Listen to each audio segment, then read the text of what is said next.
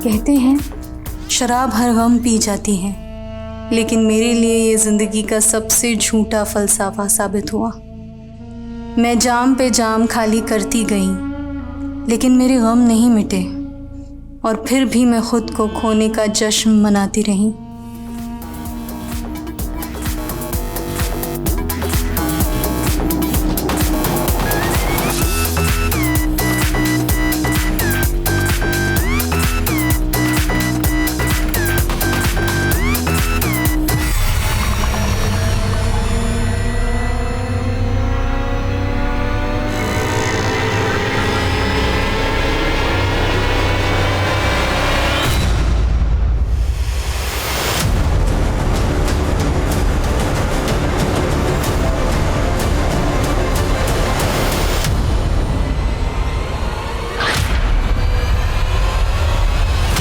कहते हैं किसी की एक बुराई उसकी सारी अच्छाइयों को खा जाती है, पर बुराइयां किस में नहीं होती। कोई झूठ बोलता है, कोई नशा करता है, हम सब में कोई ना कोई खामियां होती हैं और हम सब अपने अपने स्वभाव के हिसाब से जीते हैं। कल्पा का भी एक लाइफस्टाइल था और वो अपनी कमियों को सुधार के एक अच्छा इंसान बनने की कोशिश कर रही थी, लेकिन उसके साथ ज्यादतियां भी हो रही थी और उसकी जिंदगी एक दर्दनाक सा सफर बनकर रह गई थी।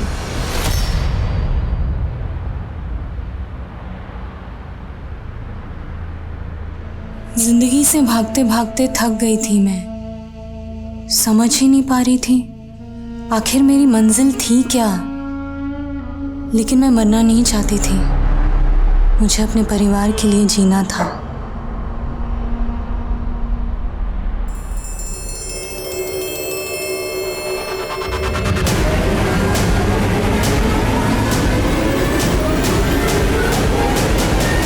ये एक ऐसे गुनाह की कहानी है जहां क्राइम सीन का मंजर, अपराध का मकसद और अपराध का तरीका अचंभे से भरा हुआ था। साइड करो, साइड करो, चलो हट जाओ, सामने मत आओ कोई।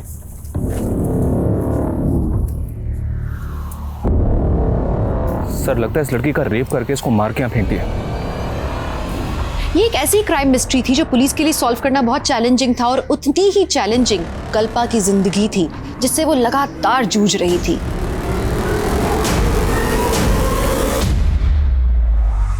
मैम, मैं जानती हूँ नशा करते वक्त इंसान अपनी परवाह करना भूल जाता है, लेकिन मुझे जिंदगी कभी रास ही नहीं आई। तुम यहाँ रहकर 40 दिन का एक सेशन पूरा करो और इसके बाद तुम शराब को कभी हाथ नहीं लगाओगी। लेकिन मैम, मुझ पर काफ़ी कर्जा है, मैं 40 दिनों के लिए जॉब से छुट्टी नहीं ले सकती। क्या आप प्लीज़ मुझे कोई दवा सजेस्ट नहीं कर सकती? कल्पा, नशा दवा से नहीं, तुम्हारी स्ट्रॉन्ग विल पावर से ही छूटेगा। और क्या बाहर रहकर तुम खुद पर कंट्रोल कर पाओगी? बेबे तू कंट्रोल से बाहर होती जा रही है। वो कुड़ी तेनू मेरे खिलाफ भड़का रही है ना, मैं तेनू ओदे नाल नहीं रहन दवांगा। मैं हुणे ओदा सामान चक के बाहर फेंकता हूं। रुक तेजिंदर, रुक जा। खबरदार जो तूने उसके सामान को हाथ लगाया, वो ना मेरी पीछे है, किराया देती है मैनू। तू ना मेरे गुजारे के लिए मुझे खर्चा नहीं देता। अकेला छोड़ के गया था तू मैनू। अकेला छोड़ के तो तू याशी करेगी। अपनी बेबे को तू याश बोलता है?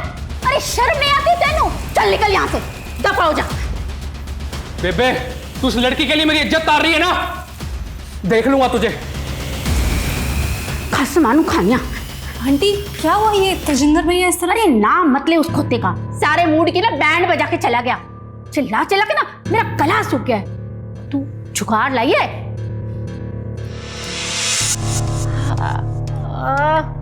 वाह जी वाह, तू ना मेरी असली पुत्र है। वाह जी वाह।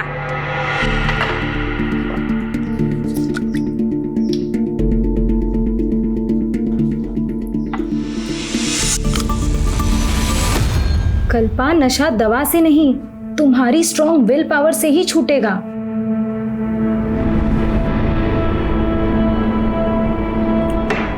ओए, तूने अपने लिए पैक नहीं बनाया? नहीं आंटी, मैंने सोचा है आज के बाद शराब नहीं पीऊंगी। ओह, बुखार तो नहीं हो गया तेनू? नहीं आंटी, मजाक नहीं कर रही। शराब की लत ने मुझे खुद से, अपनी फैमिली से दूर कर दिया, लेकिन अब मैं बदलना चाहती हूँ। और आंटी, मैं चाहती हूँ कि आप भी शराब छोड़ दो। अरे पुत्र, अब तो ये शरीर छोड़ने का वक्त आ गया है। तेरी अंकल जी थे ना तब तक। आंटी, इसी गलतफहमी के कारण मैंने भी पीना शुरू किया था कि शराब पीकर मैं अपने सारे गम भुला दूंगी, लेकिन यही सोचकर हम सबसे बड़ी गलती करते हैं आंटी। एक काम कर, तू ना आज मेरे नाल आखिरी बार शराब पी ले। नहीं आंटी, आज शाम को अपनी बस है। थोड़ी सी पी ले मेरे खातिर। पहले शराब नू बस कर, फिर अपनी बस पकड़ के चले जाना। क्यों? मैं एक परवानी की तरह थी, जानती थी आग से खेलूंगी तो जल जाऊंगी, लेकिन फिर भी ये खेल रुक ही नहीं रहा था।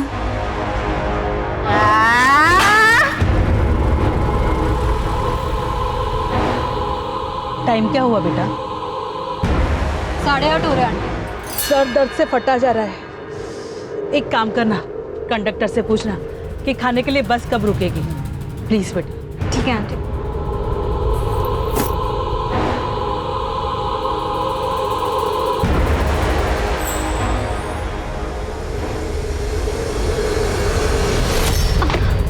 I'm so sorry, sorry। नहीं कोई बात नहीं, कोई बात नहीं।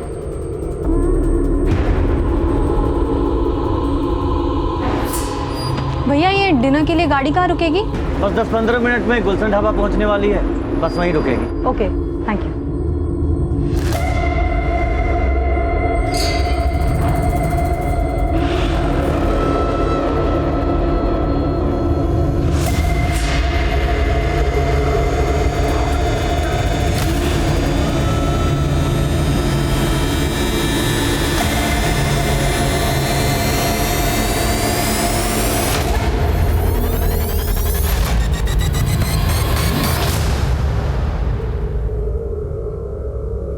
खाना खाएगी तू?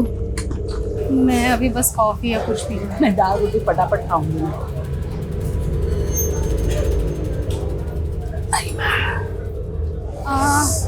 आंटी, मैं अभी आती हूँ। हाँ।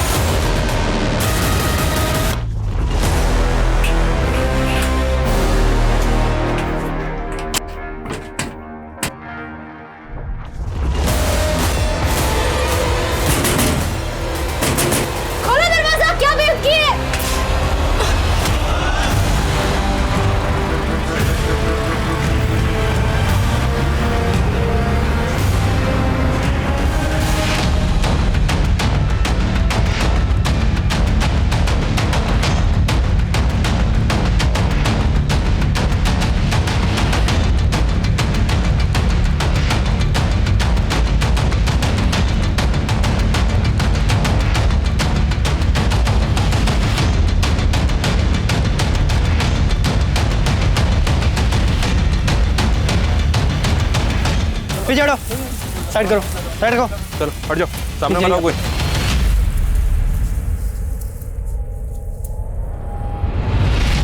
सर, लगता है इस लड़की का रेप करके इसको मार के यहाँ फेंक दिया।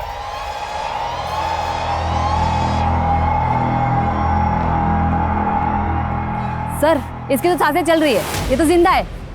व्हाट? लड़की को हॉस्पिटल में पहुंचाओ, क्विक।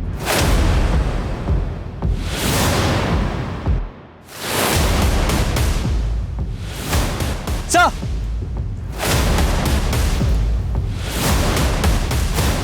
सर लेडीज के कपड़े, लगता है इसी लड़की के हैं। और सर, कपड़े फटे हुए भी हैं।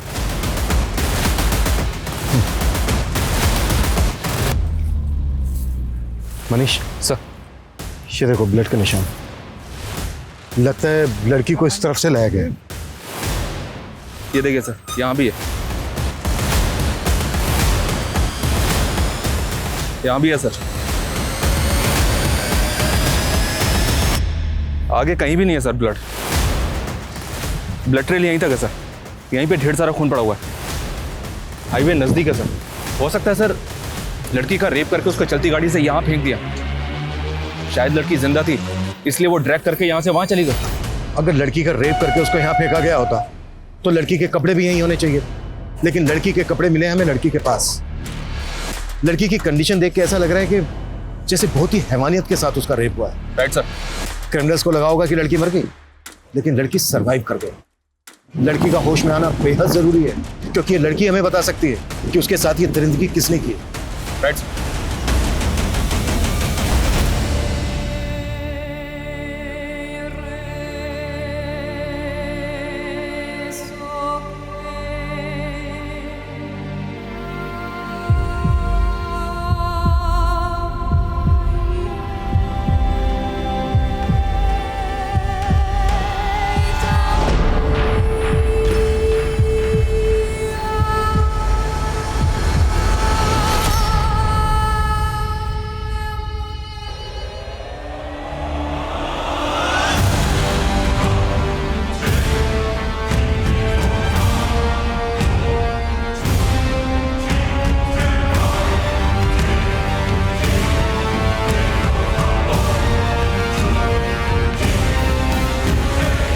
ऑफिसर, वो लड़की कोमा में चली गई है। डॉक्टर, इस लड़की का स्टेटमेंट लेना हमारे लिए बेहद जरूरी है। उस कंडीशन से बाहर कब आ पाएगी? फिलहाल ये बता पाना मुश्किल है। ये मिरेकल ही है कि वो इस कंडीशन में भी जिंदा है। उसकी गर्दन और शोल्डर पे कई फ्रैक्चर्स भी हैं। उसकी चोटों को देखकर लगता है जैसे वो एक सीरियस रोड एक्सीडेंट का शिकार हुई है। और जब वो यहाँ लाई गई थी तो उसके कई जख्म सूखे हुए थे। लगता है जैसे वो तकरीबन 15-16 घंटे से तड़प रही होगी। मतलब कल रात लगभग 12 बजे के आसपास उसको ये जख्म दिए गए होंगे। अच्छा डॉक्टर, हमें लग रहा है कि लड़की के साथ गैंग रेप भी किया गया है। हमें भी ऐसा लग रहा है। हमने सीमन सैंपल्स भी कलेक्ट किए हैं जो हमने जांच के लिए भेज दिए हैं, जिससे हमें पता लग जाएगा कि उसके साथ कितने लोगों ने गैंग रेप किया है। पिछले 24 घंटे से वो लड़की जिंदगी से जूझ रही। हमें भी खुद को चैलेंज देना है। अगले 24 घंटे के अंदर हमें उस लड़की की पहचान पता करनी है, ताकि हमें ये पता चल सके कि वो लड़की उस जगह पर कैसे पहुंची और उसके साथ ये दरिंदगी किसने की। लेकिन सर, हमें किसी भी थाने में उसकी कोई मिसिंग कंप्लेंट नहीं मिली। आसपास भी इंक्वायरी की, लेकिन कुछ भी हासिल नहीं हुआ। हो सकता है सर वो लड़की इस एरिया की हो ही नहीं। भले ही वो लड़की इस एरिया की ना हो, पर उसके गुनहगार तो इस एरिया के हो सकते हैं। इस एरिया के जितने भी उठाए गए हिस्ट्री शीटर हैं, सबको उठाओ, कुटो। पुलिस कोई कोताही नहीं बरत रही थी। उन्होंने कई लोकल गुंडों और हिस्ट्री शीटर्स को इंटरोगेट किया, लेकिन कोई सफलता हासिल नहीं हुई। और कल्पा का परिवार कहाँ था, वो अभी तक उसकी पहचान के लिए सामने नहीं आया था। कल्पा, उठ जा बेटा, 8 बज गए। उठो उठो जल्दी, उठो ना बेटा। चलो उठो, 8 बज गए ना बेटा, उठ जाओ। मंजुला, सोने दे इसे कुछ देर और। वैसे भी आज संडे है, इसे कौन सा कॉलेज जाना है? पर पापा, आप संडे को कहाँ जा रहे हो? फैक्ट्री में बड़ा ऑर्डर आया है। संडे का एक्स्ट्रा पार्टी कमाने का मुझे भी मौका मिला है। नहीं नहीं पापा, आप वैसे ही रोज ओवर टाइम करते हो। कम से कम संडे को तो आराम कर लिया करो। एक बेटी का बाप हूँ मैं। कल को तेरी शादी भी तो करनी है। नहीं, मुझे शादी नहीं करनी। बीए पूरा होते ही मैं भी जॉब करूंगी। मुझे आपका हाथ बटाना है। इतनी जल्दी मुझे विदा करने का मत सोचो आप लोग।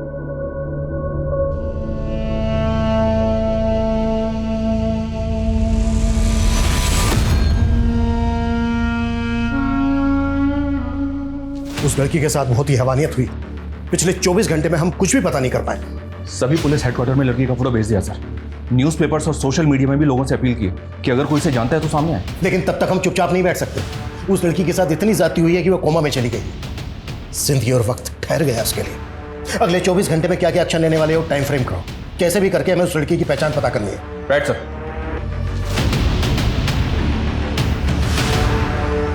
मेरे जख्मों ने मुझे नई पहचान दी है। मत पूछ कि अब जिंदगी ने क्या सौगात दी है। अब किस दर्द से उम्मीद करूं तुझसे। जिंदगी से टूटकर बस मौत को आवाज दी है। सर, ये मेरी सोशल मीडिया फ्रेंड है। मैंने जैसे ही अखबार में इसकी फोटो देखी, मैं यहाँ चला आया। रुखसत? हाँ सर, इसके सोशल मीडिया प्रोफाइल में यही नाम है इसका। कुछ महीने पहले ही मैंने इसे फ्रेंड रिक्वेस्ट भेजी थी और इसने एक्सेप्ट कर ली थी। रहती कहाँ है ये रुखसत? सर, मैं इस लड़की के बारे में कुछ नहीं जानता और ना ही इससे कभी मिला। लेकिन सर, इसके सोशल मीडिया पेज में ऐसे कई फोटोज़ हैं जिनमें ये दिल्ली के ब्लैक थंडर पब में नज़र आ रही है। सर, इन फोटोज़ को देखकर लगता है कि शायद इसका इस पब में काफ़ी आना जाना था। फिलहाल तुम जा सकते हो। अगर ज़रूरत पड़ी तो हम तुम्हें दोबारा बुलाएंगे। जी सर। मनीष सर, एक तरफ तो ये लड़का कह रहा है कि उस लड़की से कभी मिला तक नहीं था, और दूसरी तरफ उस लड़की के लिए इसका इतना कंसर्न। देखो इसको, और रुक सकते हैं सोशल मीडिया अकाउंट से लिंक्ड मोबाइल नंबर, उसकी पर्सनल डिटेल पता करवाओ। तब तक दिल्ली के ब्लैक थंडर पब जाते हैं, शायद वहां से उस लड़की के बारे में कुछ पता चल जाए।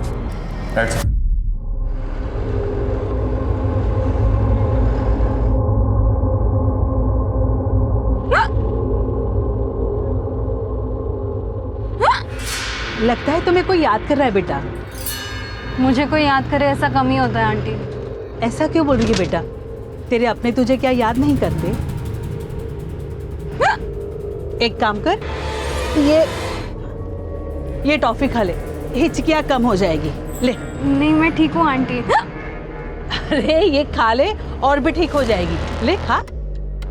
Thank you.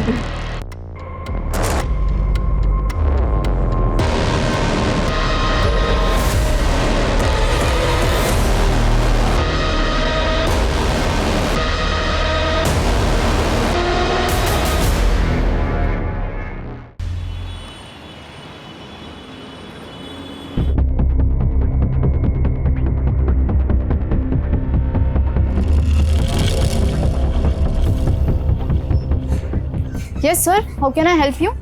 Inspector Abhimanyu Jindal, Rajasthan police. इस लड़की का इस पब में काफी आना जाना है। कौन है ये? सर ये कल्पा है। कल्पा? हाँ सर, हमारे इसी पब में काम करती है। She is a waitress. Kalpa यहाँ दिल्ली में काम करती है, तो फिर वो यहाँ से 90 किलोमीटर दूर भिवाड़ी कैसे पहुंची? सर ये सब तो मालूम नहीं, लेकिन वो कई दिनों से छुट्टी पर थी। रहती कहाँ है कल्पा? वैसे तो वो हिसार की रहने वाली है, लेकिन वो पोमिला आंटी के साथ पीजी रहती है, और पोमिला आंटी भी हमारे रेगुलर कस्टमर है। कल्पा इस पब की एक कस्टमर के यहाँ बिजी रहती है। सर कल्पा में हर किसी को अपना बनाने की क्वालिटी है, और सभी लोग उसे लाइक करते हैं यहाँ। और पोमिला आंटी से तो उसकी इमोशनल बॉन्डिंग हो गई थी। सर पोमिला आंटी अकेली रहती थी, इसलिए उन्होंने कल्पा को अपने साथ रख लिया था। ये सोशल मीडिया अकाउंट कल्पा का ही है? हाँ सर। तो फिर ये रुखसत के नाम से क्या है? सर एक्चुअली पोइट्री नेम है, और उसे शेरो शायरी का बहुत बड़ा शौक है, और वो अलग ही मूड की लड़की है। इस उम्र में भी उसके बातों में डेप्थ है। अब जिंदगी पे मौत भारी है, मुझे गले लगा लो अब रुखसत की बारी है। अब सॉरी मैम, वो मेरी फ़ोन की बैटरी चली गई थी, नया शेर भूल ना जाओ तो इसीलिए मैंने लिख दिया। I am so sorry. लेकिन तू ऐसे थॉट्स लाती कहाँ से कल्पा? दर्द को जुबान दे दो तो शेर भी बन जाते हैं। लेकिन तेरे दर्द सिर्फ तुझे शायर नहीं, तुझे शराबी भी बना रहे हैं। सर उसे शराब की बहुत बुरी लत लग गई थी। कुछ तो ऐसा था जो उसे अंदर ही अंदर परेशान कर रहा था। कल्पा इस वक्त जिस हालत में है, तुम्हें किसी पर शक है? कौन कर सकता है उसके साथ इतनी दरिद्री? नहीं सर, लेकिन कुछ टाइम पहले उसके साथ बहुत बुरा हुआ था।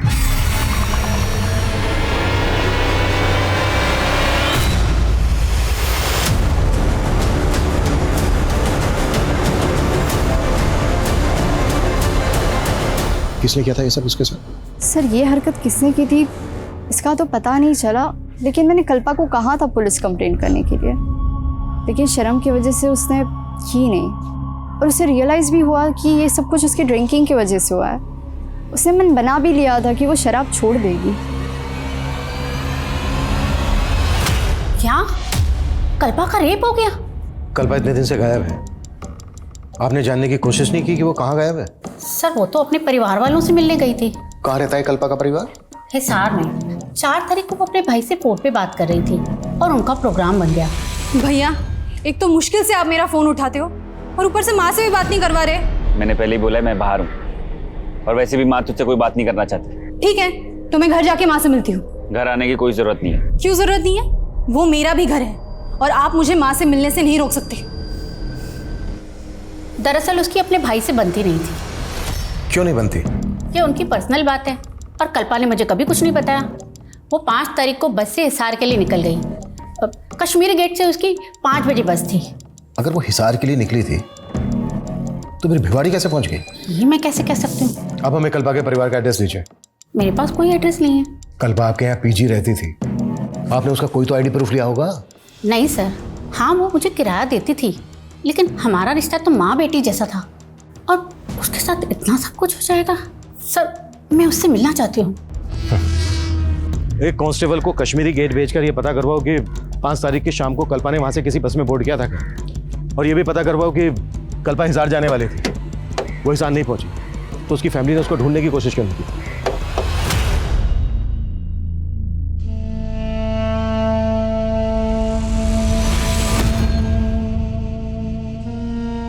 बस बेटा, अब ये खाना अलग से नहीं उतरता। बोझ बन गया हूं मैं तुम सब पर। ऐसा मत बोलो पापा, आपके 2 बच्चे हैं, मैं और सोम भैया, हम दोनों आपके 2 बाजू बनेंगे। ये सब बातों का कोई फायदा नहीं है कल्पा। ये दिन रात जिस फैक्ट्री मालिक के तलवे चाटते रहे, उसने मुआवजे के नाम पे 2 महीने की तनख्वाह पकड़ा दी, और फिर ये उसके ऊपर केस भी नहीं कर रहे। बड़े लोग हैं बेटा, ये कोर्ट कचहरी के चक्कर में पड़ेंगे तो हमारा जीना मुश्किल कर देंगे। वो जीना वैसे भी मुश्किल हो गया है हमारा, आपके हाथ भी गए और नौकरी भी।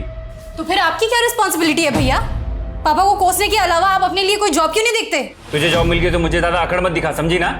और वैसे भी मैं कोई ऐसी वैसी जॉब नहीं करूंगा जहां इनकी तरह मुझे किसी के तलवे चाटने की जरूरत पड़े।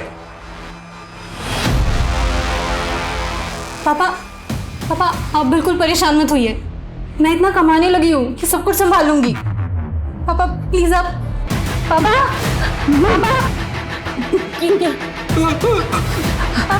क्या हुआ? पापा क्या हो रहा है उनको?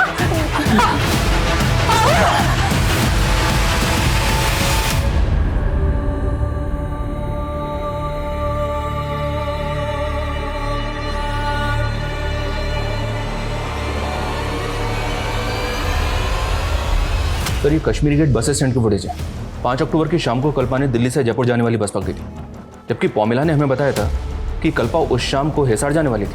पौमिला ने हमें बताया कि कल्पा दिल्ली से हिसार जाने वाली थी, लेकिन कल्पा ने दिल्ली से जयपुर की बस मिली, और दिल्ली से जयपुर रोड पर भिवाड़ी के पास कल्पा हमें जख्मी हालत में मिली। तो क्या कल्पा ने पौमिला से झूठ बोला, या फिर पौमिला हमसे कुछ छिपा रही थी? कल्पा की फैमिली के बारे में कुछ पता चला? कल्पा के सोशल मीडिया अकाउंट से जो नंबर लिंक है वो हिसार के एड्रेस पर रजिस्टर्ड है सर।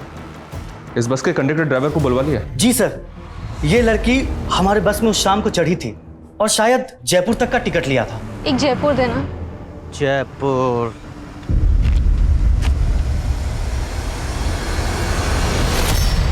ये लड़की जयपुर जा रही थी, तो फिर हमें जख्मी हालत में भिवाड़ी में कैसे मिली? सर मुझे कुछ समझ नहीं आ रहा सर। रेप हुआ है इस लड़की के साथ। देख, अगर कुछ भी छिपाया ना हमसे तो। हम कुछ नहीं छिपा रहे हैं सर, लेकिन हाँ सर, जयपुर पहुंचने पर हमें एक सवारी का बैग मिला था। सर वो बैग हमने जयपुर बस स्टैंड के लगेज रूम में जमा करवा दिया था। हमारी बस रोजाना रात डिनर के लिए गुलशन ढाबे पर रुकती है, और गुलशन ढाबा भिवाड़ी से 15-20 किलोमीटर पहले ही पड़ता है। तू कह रहा है कि वह बस डिनर के लिए गुलशन ढाबा पर रुकी, वो लड़की बस से उतरी लेकिन वापस बस में नहीं चढ़ी? हमें ये याद नहीं है सर। उस बस में जो पैसेंजर ट्रैवल कर रहे थे सबकी डिटेल दे, हमें याद दिलाते हैं तुझे। सर ये लंबे रूट की बस है, हर रोज नई सवारी बैठती है, अब इतना याद कैसे रहेगा? तो अपनी याददाश्त पे जोर डाल। जब तक इसको सब कुछ याद नहीं आ जाता ना, जाने मत देना यहाँ से। और तेरे बस का ड्राइवर आने वाला था, वो आया क्यों नहीं अभी तक? कहाँ है वो? सर आज वो ड्यूटी पर नहीं आया था, लेकिन हमने उसे आने को बोला है। याद दिलाओ इसको। सर हमने क्या किया है सर? हमें क्यों पकड़ रहे हैं सर? तो उस लड़की की बॉडी पे जो सीमेंट सैंपल्स मिले थे उनमें से एक ही डीएनए मिला है। इसका मतलब सर उस लड़की का रेपिस्ट एक ही है, और हम समझ रहे थे कि लड़की का गैंग रेप हुआ है। चलते हुए हाईवे पे एक अकेला आदमी एक लड़की के साथ इतना कुछ करे और लड़की रिटेलिएट ना करे, पॉसिबल नहीं है। जिस तरह से लड़की को इंजरीज दी गई हैं, जिस तरह से लड़की को 200 मीटर ड्रैग करते हुए रोड से दूर ले जाया गया है, क्या वाकई में रेप करने के बाद लड़की को जख्मी दिए गए होंगे? सर आप ये कहना चाह रहे हैं कि लड़की के साथ रेप जख्मी हालत में हुआ? वो बस डिनर के लिए गुलशन ढाबा पे रुकी थी, वहां चलते हैं। सर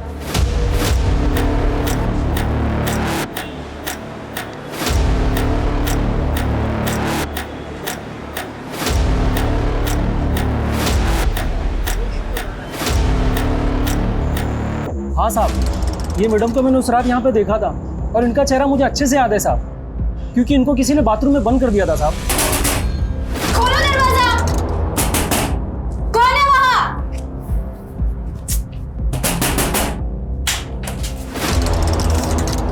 क्या बेहुद किया? किसने बंद किया मुझे अंदर? मुझे नहीं मालूम मैडम, उसके बाद ये मैडम कहाँ गई थी? उसके बाद इन लोगों ने यहाँ पे खाना खाया साहब, और उसके अलावा मैं कुछ नहीं जानता साहब।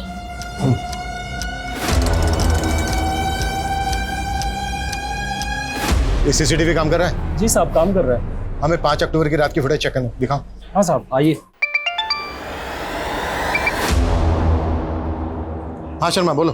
सर 6 अक्टूबर की सुबह जो बैग बस में मिला था वो मैंने चेक किया, उसमें कल्पा का आईडी और लेडीज़ के कुछ कपड़े थे। सर मुझे लगता है वो बैग कल्पा का ही है। कल्पा खुद से तो अपना बैग बस में छोड़ेगी नहीं। इसका मतलब ये है कि कल्पा के साथ जो कुछ भी हुआ है वो इसी सफ़र के दौरान हुआ है। साहब हमने कुछ नहीं किया साहब, हमें जाने दीजिए ना साहब।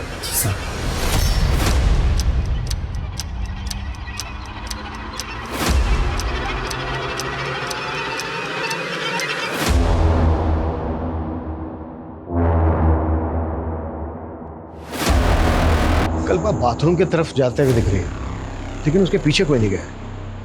इसका मतलब यह है कि होटल के दूसरी तरफ से आकर किसी ने बाथरूम का दरवाजा बंद किया।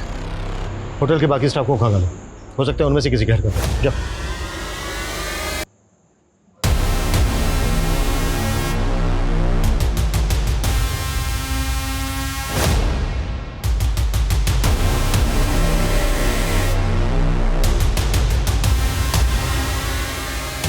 सर कहीं ऐसा तो नहीं कि वो लड़के उस रात कल्पा को अपने साथ कार से ले गए? कल्पा अगर अपनी मर्जी से कार में उनके साथ जाती तो अपना बैग बस में क्यों छोड़ती? लेकिन सर कल्पा उस रात बस में चढ़ी, फुटेज से ये बात क्लियर नहीं हो रही है, और ना ही गाड़ी का नंबर विजिबल है। पता करो वो दोनों लड़के कौन थे, और फुटेज में बस की तरफ से जितने भी पैसेंजर आते हुए दिख रहे हैं सबकी पहचान पता करो। क्राइम सीन यहाँ से लगभग 15 किलोमीटर दूर भिवाड़ी में है। यहाँ से लेकर क्राइम सीन तक जितनी भी छोटी बड़ी दुकानें हैं, ढाबे हैं, सब जगह पूछताछ करो। Okay sir. शायद उस रात किसी ने कुछ देखा हो। जी सर।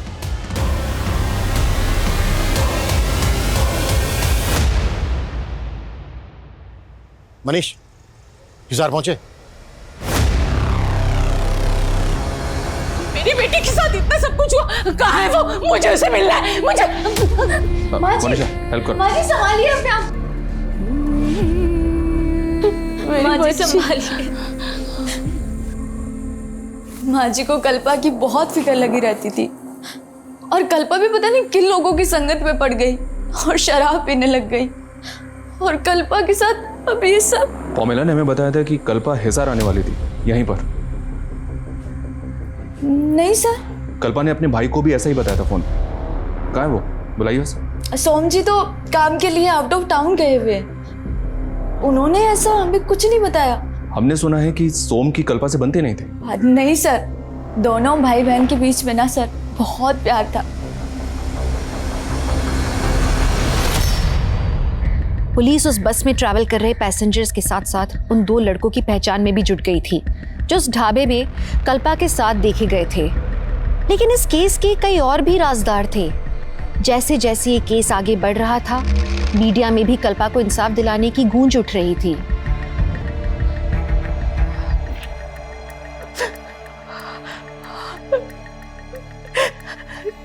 कितने साल से मैं तेरी शक्ल देखने के लिए तरस रही थी बेटा।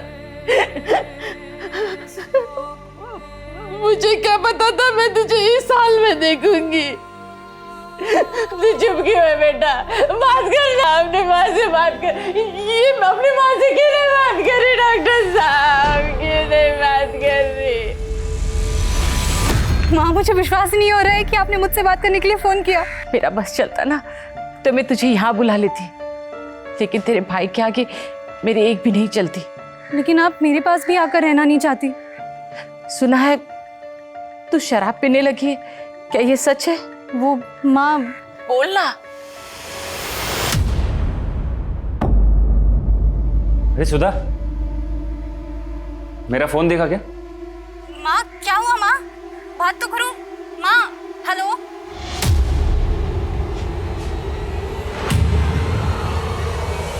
मना किया तूने इस लड़की से बात करने के लिए?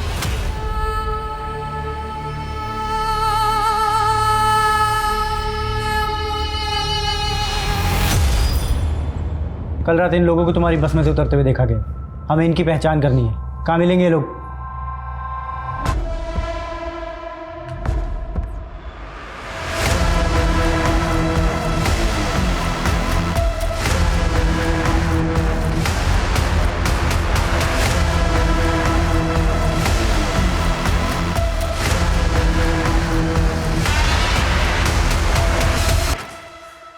हाँ सर, इन लड़कों को मैं जानती हूँ। ये दोनों हमारे पब के कस्टमर्स हैं। इन दोनों के नाम क्या है, कहाँ रहते हैं, पता है आपको? सर ये तो नहीं मालूम, लेकिन कल्पा की इन लड़कों के साथ दोस्ती हो गई थी और मुझे तो लगता है कि कल्पा के लिए ही आते थे ये लड़के और हज़ारों रुपए खर्च करके जाते थे। अरे अभी तो अभिना शुरू किया है, तुम बैठो ना हमारे साथ, let's have drink together. Sorry Ankit, तुम्हें तो मालूम है ना मैं यहाँ एम्प्लॉई हूँ। अरे तो किसी दूसरे पब में चले? नो थैंक्स, आती हूँ कुछ देर में। सर कल्पा को लेकर मुझे इन लड़कों की इंटेंशन सही नहीं लगती थी। मुझे तो हैरान ही हो रही कि उस रात ये लड़के ढाबे में कैसे पहुंच गए। ये दोनों लड़के यहाँ पे रेगुलर कस्टमर थे, तो ये पेमेंट कैसे करते थे, बाई कैश या कार्ड से? सर ज़्यादातर कार्ड पेमेंट होती थी। इनके कार्ड की डिटेल्स मुझे दीजिए। जी सर। सर मैंने कल्पा के कॉल डिटेल्स चेक की। 5 अक्टूबर की रात को 8:30 बजे कल्पा ने इस नंबर पे कॉल किया था सर। 8:30 बजे वो बस गुलशन ढाबा पर रुकी थी। किसका नंबर है सर? ये वसीम नाम है सर इसका। थाने बुलाओ इस वसीम को। सर।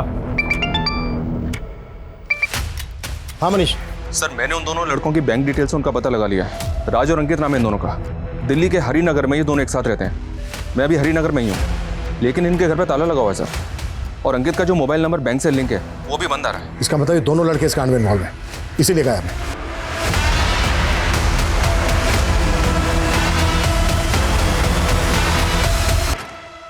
5 अक्टूबर की रात को उसके फोन से कॉल किया गया था तुझे, ये देख। 5 अक्टूबर। हाँ साहब, उस रात मुझे कॉल तो आया था, लेकिन नेटवर्क प्रॉब्लम की वजह से मुझे किसी की आवाज़ सुनाई नहीं दे रही थी। घुमा रहा है हमें? इन दोनों को भी जानता है ना तू? नहीं साहब, ना मैं इन दोनों को जानता हूँ, मैं ही उस लड़की को जानता हूँ साहब। मैंने कुछ नहीं किया साहब। लेके जाओ इसको, इसकी याददाश्त भी तेज करो। सर चल। साहब मैंने कुछ नहीं किया साहब मैंने कुछ नहीं किया।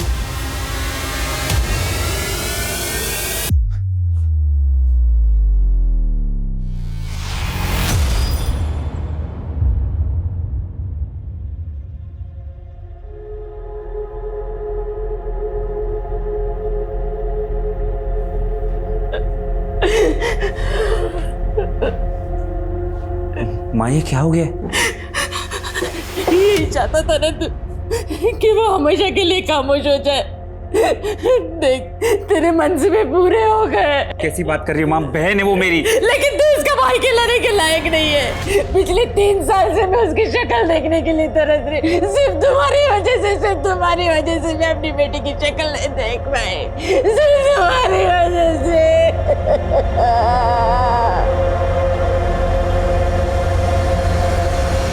इस वसीम पे भरोसा नहीं कर सकते। इसका डीएनए लो और रेपिस्ट के डीएनए से मैच करो। सर इन दोनों लड़कों में से ये लड़का अंकित अलवर का रहने वाला है। क्राइम के बाद से दोनों अलवर में थे, लेकिन अभी अलवर से भी गायब है। अंकित अलवर का रहने वाला है तो पता करो कि दूसरा लड़का कहाँ का रहने वाला है। मैंने कल्पा का सोशल मीडिया अकाउंट चेक किया था, कल्पा इन दोनों के टच में थे। इनके आईपी एड्रेस ट्रेस करो। इस हादसे से पहले कल्पा के साथ पब में किसी ने बदतमीजी की थी, पता करो वो लोग कौन है। राइट।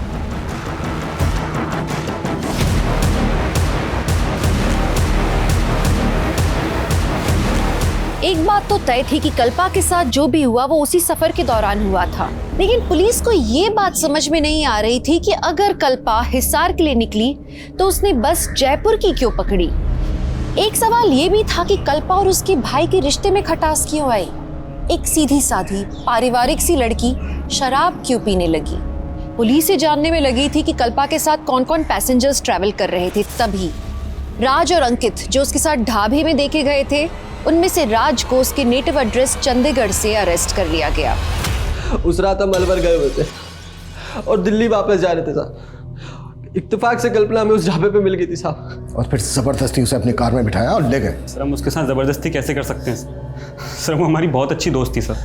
हाँ सर, वो वहाँ बस से ही वापस गई थी।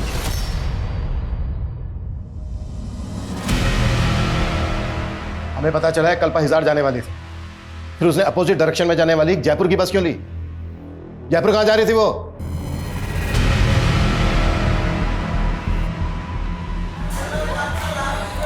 मैंने कभी अपनी ज़िंदगी की कदर की ही नहीं, हमेशा माँ का दिल दुखाया। एक्चुअली उन्हीं से मिलने हिसार जाने वाली थी, लेकिन फिर सोचा अब मैं माँ से तभी मिलूँगी जब पूरी तरह से शराब पीना बंद कर दूँगी। इसीलिए मैं 40 दिनों के लिए जयपुर जा रही हूँ, नवज्योति नशा मुक्ति केंद्र। कल्पा बहुत पॉजिटिव लड़की थी, उससे बात करके हमेशा पॉजिटिव वाइब्स ही आती थी। हम उसके साथ ऐसा करने की सपने में भी नहीं सोच सकते साहब। फिर तुम दोनों गायब क्यों गए थे? हम डर गए थे साहब। डर इसलिए गए थे क्योंकि तुम दोनों भी इन्वॉल्व हो इस क्राइम में। रेपिस्ट के सैंपल्स हैं, डीएनए सैंपल्स हैं हमारे पास, तुम दोनों के भी सैंपल्स हैं, सब साफ हो जाएगा। डीएनए सैंपल्स लो इनके।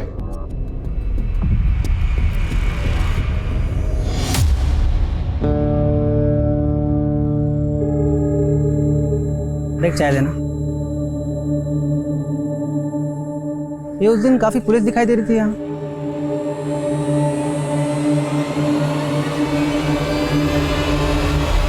सर हमने राजू और अंकित दोनों के डीएनए सैंपल्स ले लिए हैं, पर दोनों अभी ये कह रहे हैं कि कल्पा गुलशन ढाबे से उस बस में ही चढ़ी थी।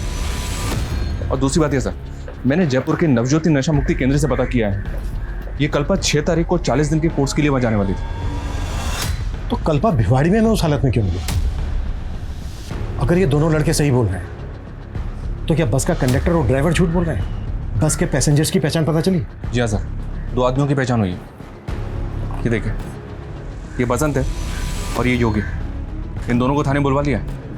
सर मैं कल्पा की सोशल मीडिया अकाउंट चेक कर रहा था। सर कल्पा अपने पुराने पोस्ट में कई फोटोज में इस लड़के के साथ दिखाई दे रही है सर। और सर ये लड़का कल्पा को सोशल मीडिया पे काफ़ी मैसेज किया करता था, लेकिन कल्पा रिप्लाई नहीं करती थी। और सर 5 तारीख को भी ये देखिए सर, इसने कई मैसेज किए। कल्पा मैं तुमसे मिलना चाहता हूँ, प्लीज रिप्लाई करो। अगर तुम मुझसे नहीं मिली तो अच्छा नहीं होगा। साहिल, मैं तुम्हारे लिए अपने परिवार छोड़कर आई हूँ और तुम मुझे अकेला छोड़कर कहीं कहीं दिन गायब रहते हो। कल्पा मेरा काम जानती हो ना तुम। लेकिन साहिल, तुम मुझे अपनी फैमिली से मिलवाने वाले थे ना, तो क्या हुआ उसका? कल्पा मैंने बात की है उनसे, मैं उनको कन्विंस करने की पूरी कोशिश कर रहा हूँ। हाँ बस मुझे थोड़ा वक्त दो।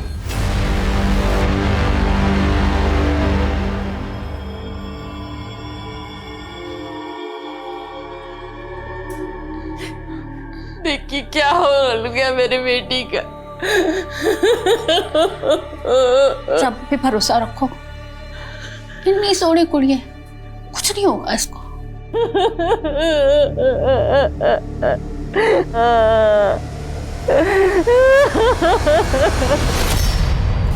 हाँ सर, ये उस बस में थी, ये पीछे वाली सीट पे बैठी हुई थी सर। सर इसके साथ एक लेडी भी थी।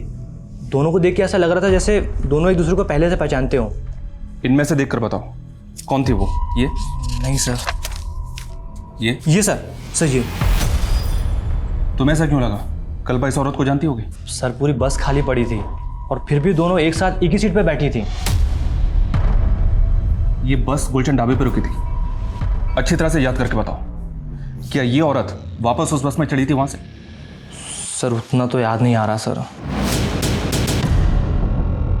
हाँ सर, ये लड़की उस ढाबे के बाद बस में चढ़ी थी। शायद गैस वैस का कोई प्रॉब्लम था इसे, तो एक औरत ने इसे कोई तो गोली दी थी। ये टॉफियाँ खा ले, हिचकियाँ ठीक हो जाएगी। ले। नहीं आंटी, मैं ठीक हूँ। अरे ये खाएगी तो और भी ठीक हो जाएगी। ले।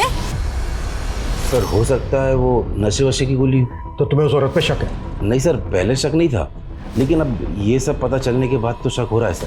और गुलशन ढाबे से थोड़ा दूर जाने के बाद मुझे एक लड़की के चीखने की आवाज़ सुनाई दी थी, और तब मैंने देखा तो वो बस में वो लड़की नहीं थी, लेकिन हाँ दूसरी सीट पर वो औरत आंखें बंद करके बैठी हुई थी। अगर ऐसा था तो तुमने बस क्यों नहीं रुकवाई? सर उस वक्त मुझे कुछ समझ में नहीं आया, लेकिन ये ज़रूर है कि मैंने किसी की चीखने की आवाज़ सुनी थी। हमने कोई भी चीख की आवाज़ नहीं सुनी थी सर। तो पैसेंजर बसंत झूठ बोल रहा है? सर हमें नहीं पता कि वो ऐसा क्यों बोल रहा है, लेकिन हमने कोई चीख नहीं सुनी। बसंत और एक दूसरे पैसेंजर का कहना है कि गुलशन ढाबा पे कल्पा वापस बस में चढ़ी थी, लेकिन तू शुरू से कह रहा है कि वो बस से उतरी थी लेकिन बस में चढ़ी नहीं वापस। सर मैंने कहा था कि मुझे याद नहीं है कि वो बस में चढ़ी या नहीं चढ़ी। तेरी याददाश्त को हम अच्छे से ठीक करते हैं। 10 सालों। सर ये लड़का साहिल है, कल्पा इस लड़के से प्यार करती थी, लेकिन हम नहीं चाहते थे वो इस लड़के से शादी करे। भैया समझने की कोशिश करो, मैं साहिल के बिना जिंदा नहीं रह सकती। बस कर। आज अगर तेरे पापा जिंदा होते ना, तो वो भी दूसरे समाज के लड़के के साथ तेरी शादी नहीं होने देते। लेकिन कल्पा अपने मर्जी की मालिक थी, वो इस लड़के के लिए हमें छोड़कर दिल्ली चली गई। फिर उसे बाद में एहसास हुआ कि हम सही थे। इस लड़के ने कल्पा के साथ किया क्या था? सर धोखा दिया था, ये लड़का पहले से ही शादीशुदा था। तुमने समझ के रखा है मुझे? हाँ, मैंने तुम्हारे लिए अपनी फैमिली से बगावत की और तुमने मुझे इतना बड़ा धोखा दिया साहिल। मैं मानता हूँ मैं शादीशुदा हूँ, लेकिन मैं तुम्हें अपनी दूसरी बीवी बनाकर रख सकता हूँ। इसी गम में कल्पा ने शराब पीनी शुरू कर दी थी। माना कि उसने गलती की थी, लेकिन सोहम ने उसे कभी माफ नहीं किया, इसलिए अकेली ही अपना कम झेलती रही वो।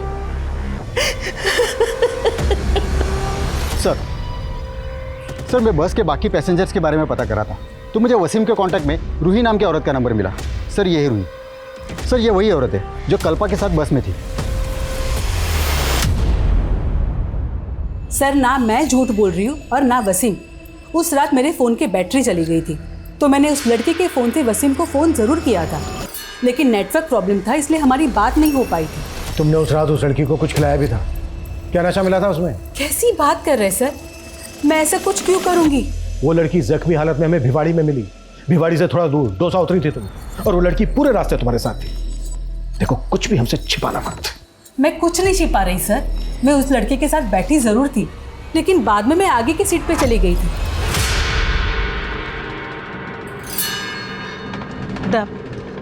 मुझे बहुत नींद आ रही है, एक काम करती हूँ मैं यहाँ आगे की सीट पे जाके सो जाती हूँ। हाँ ठीक है। फिर साहब मुझे दौसा पे उतरना था, तो मैं उठी तो मैंने देखा कि वो लड़की अपनी सीट पे नहीं है। मुझे लगा कि मुझसे पहले कहीं उतर गई होगी। तुमने उस लड़की की चीख या इस तरह की कोई आवाज़ नहीं सुनी? नहीं सर। सर मेरी पहली बीवी को भी मालूम था कल्पा के बारे में, और सर मैं कल्पा को अपनाना चाहता था, लेकिन वो समझने के लिए तैयार ही नहीं थी। कल्पा से तूने अपनी पहली शादी का सच छिपाया और अब उसी पे तोहमत लगा रहा है। ऊपर देख, वो तुझसे मिलना तक नहीं चाहती थी, मगर तू उसे मैसेज पे लगातार मिलने की धमकी दे रहा था। कहीं ऐसा तो नहीं कि तेरे दिल में जो उसके लिए नफरत थी, उस नफरत को निकालने के लिए तूने किसी और को हायर किया हो, उसे मारने के लिए? बोल। नहीं सर, मैं सच्ची कह रहा हूँ, मैंने कुछ नहीं किया है। तोड़ो इसे। अभी भी 5 पैसेंजर्स की पहचान पता नहीं चली है जो उस वक्त बस में मौजूद थे जब कल्पा के साथ ये घटना घटी। क्रिमिनल इन 5 में से भी कोई हो सकता है। जल्द से जल्द इनकी पहचान पता करो। सर इस लड़के का नाम जतिन है। 5 तारीख की रात को भिवाड़ी में इसने कुछ विटनेस किया था। क्या विटनेस किया था? सर उस रात मैं वहाँ से जा रहा था तो मैंने एक आदमी को देखा था, उसके कपड़ों पे बहुत खून लगा हुआ था। पहले मुझे लगा सर उसको चोट लगी होगी, पर फिर मैंने ध्यान से देखा तो उसे चोट नहीं लगी थी सर, बल्कि वो अपने हाथ पैर पे लगा खून साफ कर रहा था। कौन था वो आदमी? सर ये तो नहीं जानता, लेकिन उसका एक पैर खराब था सर। स्केच बनवा सकता?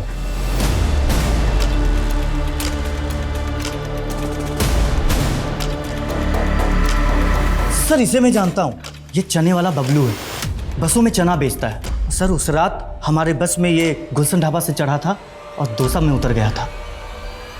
कहाँ मिलेगा ये? साहब आपको मुझे देख के ऐसा लगता है कि मैंने ऐसा किया है, मुझे फंसाया जा रहा है साहब। मैंने कुछ नहीं किया, मैं बेकसूर हूँ साहब। ये घुमा फिरा के बात मत कर, कल पेशी है तेरे कोर्ट में। जो किया है कबूल कर ले।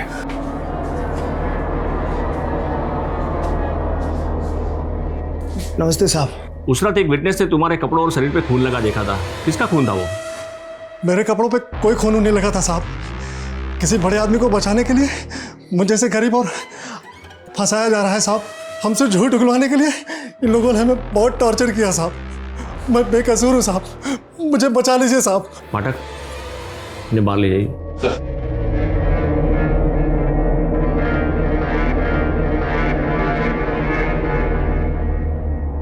जिंदल सर, क्या ऐसा घिनौना क्राइम ये कर सकता है? सर हमने पता किया, उस आदमी आदमी ढाबे पे ही था, और उस बस कंडक्टर का भी ये कहना है कि बस में भी था। वो बस कंडक्टर तो शुरू से ही अपना स्टेटमेंट बदल रहा है, और इस बबलू के खिलाफ कोई तुम्हारे पास एविडेंस है? सर हमने डीएनए करवाया है, बस रिपोर्ट आनी बाकी है। मुझे उस आदमी का डीएनए टेस्ट चाहिए जिसने इस बबलू के खिलाफ गवाही दी है, और मुझे नहीं लगता ये बबलू ऐसा क्राइम कर सकता है।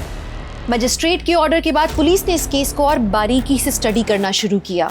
उस रात बस में मौजूद सभी पैसेंजर्स के उन्होंने डिटेल्स निकाले और 10 से ज्यादा सस्पेक्ट्स के डीएनए सैंपल्स कलेक्ट किए। वहीं कल्पा अभी तक कोमा में थी। उसके होश में आने की उम्मीद और उसके गुनहगारों को पकड़ने की उम्मीद दोनों अभी तक नाजुक मोड़ पर थे। सर, अभी तक जितने भी सस्पेक्ट्स पकड़े गए थे सबकी डीएनए रिपोर्ट आ गई। इनमें से एक का डीएनए कल्पा की बॉडी पे मिले डीएनए से मैच करता है, और वो ये है सर।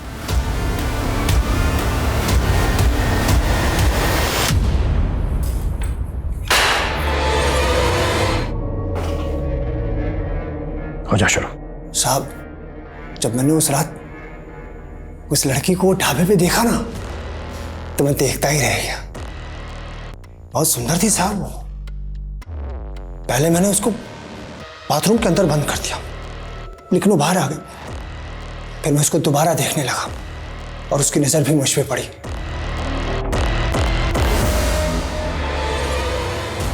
लेकिन मेरी नजर उसी पे टिकी हुई थी। मैं जानता था कि वो जिस बस से आई है उसी बस से वापस जाएगी। बस के अंधेरे और कम पैसेंजर की वजह से मैं बस में चढ़ गया। बस दौसा रुकने वाली थी।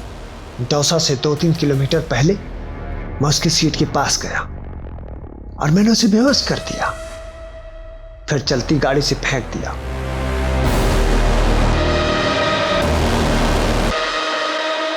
फिर दौसा बस स्टॉप पे उतरकर मैं वापस आया जहां मैंने लड़की को फेंका था और मैंने उसके साथ में रेप किया।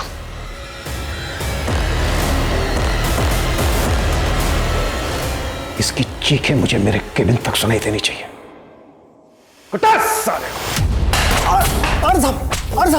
एक जज्बाती इंसान गलत लोगों पर भरोसा कर बैठता है, जैसे कि कल्पा ने कई गलत लोगों पर भरोसा करके कई ठोकरें खाई हैं अपनी जिंदगी में। साहिल के लिए उसके जज्बात सच्चे थे पर उसे धोखा मिला।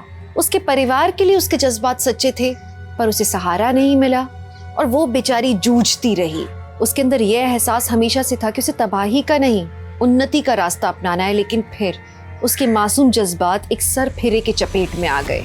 कदम कदम पर लड़खड़ाते हुए भी कल्पा शायद आज इस उम्मीद में जिंदा है कि वो लोगों के सामने साबित कर सके कि वो नहीं, सिर्फ उसकी आदत गलत थी। हम कल्पा के इस जज्बे को सलाम करते हैं और हम ये आशा करते हैं कि कल्पा जल्दी से स्वस्थ हो जाए। तो अब मैं दिव्यांका त्रिपाठी दहिया लेती हूँ आपसे विदा। फिर मिलूंगी कुछ नई सच्ची कहानियों के साथ। आप देखते रहिए क्राइम पेट्रोल सतर्क। जय हिंद।